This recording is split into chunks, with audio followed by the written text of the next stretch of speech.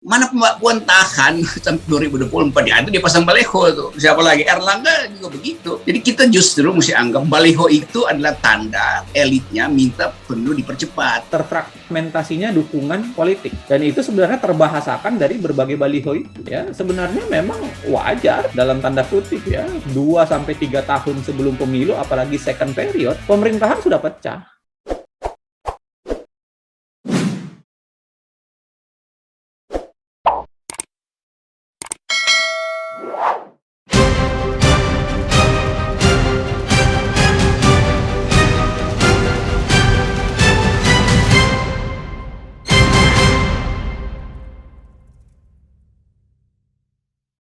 Iya, karena itu nggak masuk akal orang pasang baliho dalam waktu ke 2024 yang panjang.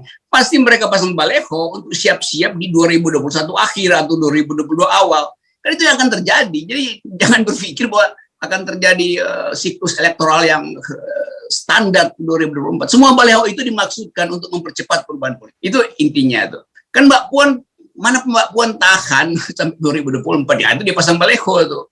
Siapa lagi? Erlangga juga begitu. Jadi kita justru mesti anggap baliho itu adalah tanda elitnya minta pemilu dipercepat, atau baliho itu tanda bahwa inner struggle itu sudah terjadi.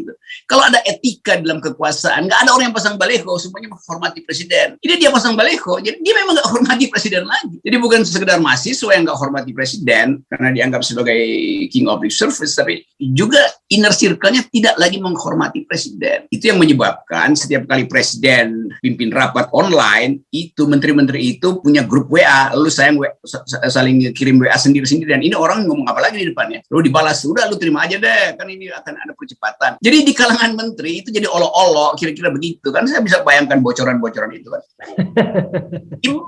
Memang begitu kan. Kan gampangnya setelah sidang kabinet, Presiden Jokowi masuk ruangan, terus menterinya sering tatap kiri tatap kanan. Kesimpulannya apa ya? Karena memang ada kesimpulan. Jadi karena itu menteri yang satu ambil inisiatif ngomong ke pers, menteri yang lain ngomong ke pers lagi, pertentangan. Itu pertanda bahwa presiden memimpin rapat, lalu dia nggak tahu apa yang mau disimpulkan, maka menteri-menterinya itu bikin inisiatif sendiri. Jadi keadaan itu yang mesti kita pahami, bahwa ada perapuhan di dalam kepercayaan publik, pasti itu terjadi, tapi juga ada inner struggle di dalam kabinet. Itu. Nah itu dua-duanya membahagiakan saya, dan itu mempercepat teori endgame gitu. Ini saya baca secara akademis saja, bukan ngumpulin.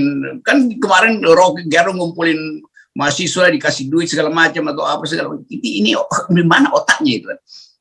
Memang istana ini keras kepala semua, mulai dari KSP siapa tadi itu makhluk. Jadi nggak mau pahami keadaan kita.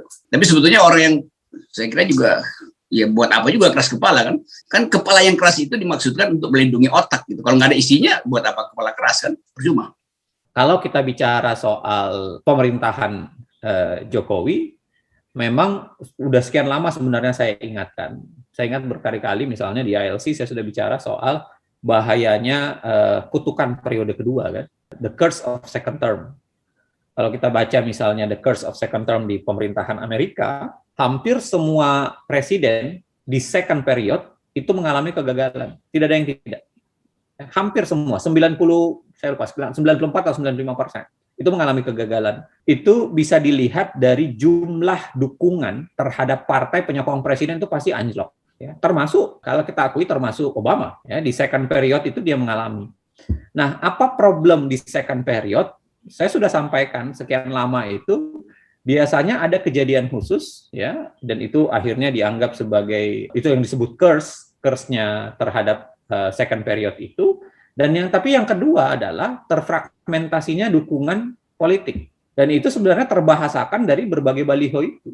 Ya, sebenarnya memang wajar dalam tanda kutip ya, 2-3 tahun sebelum pemilu, apalagi second period, pemerintahan sudah pecah. Dan disitulah kelirunya Jokowi ketika yang dia nikahi itu tetap adalah partai politik dan kepentingan politik. Dia paksa terus dirinya, padahal menurut saya sebenarnya ada dua kesempatan yang bisa dia lakukan. Yang dia lakukan adalah menikahi publik supaya menjaga stabilitas pemerintahannya, atau menikahi jangan masuk ke politiknya tapi menikahi sistem pemerintahannya, atau pemerintahan secara vertikal harusnya yang dia kuatkan itu relasinya dengan pemerintahan daerah. Nah, tetapi saya melihat dua-dua tidak dilakukan. Bahkan ada pemerintahan daerah itu yang seakan-akan dianggap sebagai oposisi dan berhadapan-hadapan terus dengan presiden saat ini.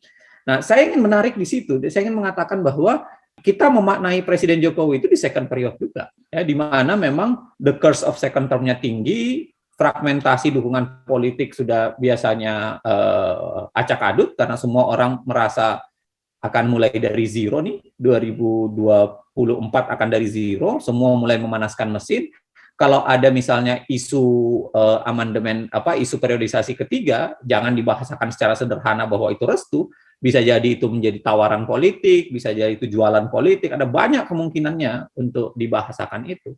Nah, salah satu yang saya mau bilang adalah Jokowi kelihatannya terlambat menyadari, ya, kelihatan terlambat menyadari ketika second period ini dia sudah masuk pada ruang, saya ingin mengatakan perangkap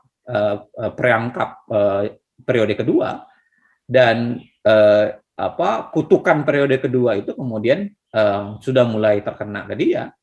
Jadi ya menteri-menteri pun sudah mulai mengalami kesetiaan ganda.